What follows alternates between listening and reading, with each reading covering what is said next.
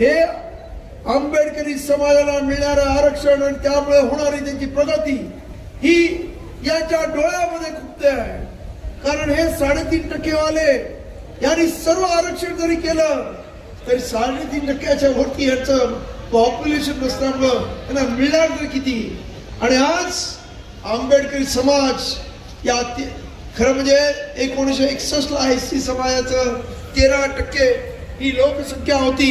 2011 मध्ये एससी समाजाची 18% लोकसंख्या आहे या महाराष्ट्रामध्ये. आणि माझ्या नवीन जो आता ही जनगणना होईल त्याच्यामध्ये 20%च्या वरती एससी समाज असेल.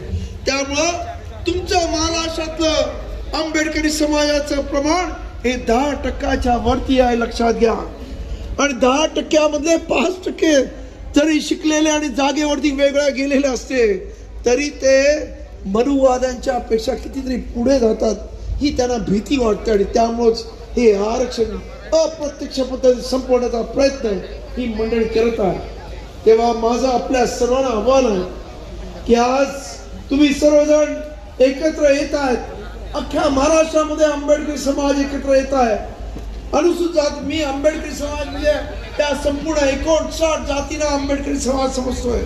कारण आज आमच्या कर्मचारी आमचे चर्मकार बांधव खांद्याला खांदा लावून आमचे खाटी समाजाची लोक, सोलापूरला तर हजारो मातक समाजाची लोक, त्याचबरोबर अनेक छोट्या छोट्या जातीची मंडळी आज आंबेडकरी समाजाबरोबर या उपविभागाला विरोध करण्यासाठी येतात. आणि त्यामुळे मोठी आंबेडकरी समाजाची ताकद बनत आहे. त्यांनी प्रयत्न केला होता या सरकारने प्रयत्न केला होता. त्यांना असं वाटलं होतं उपवर्गीकरण झालं की आंबेडकरी समाज एकटा पडेल, चर्मकार कधी यांच्या वासाला जात नाही त्यामुळे यांच्या बरोबर कधी येणार नाही, इतर समाज सुद्धा येणार नाही. परंतु आम्ही पहिल्यांदा प्रयत्न केला, या सर्व जातींना एकत्र केलं, त्यांना समजावून सांगितलं. आज या सर्व जाती आपल्या खांद्याला खांदा लावून या उपवर्गीकरण विरोधात मध्ये उभ्या आहेत.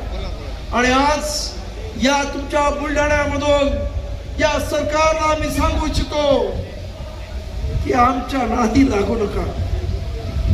कारण आंबेडकरी समाज हा फार विचित्र आहे. एकानं केंद्र सरकार हलवलं, इथं तर हे सर्वच अभिजितराव इथे सर्वच आहेत. आणि ते जर उठले तर मुख्यमंत्री तुमची खुर्ची सुद्धा जागेवर राहणार नाही.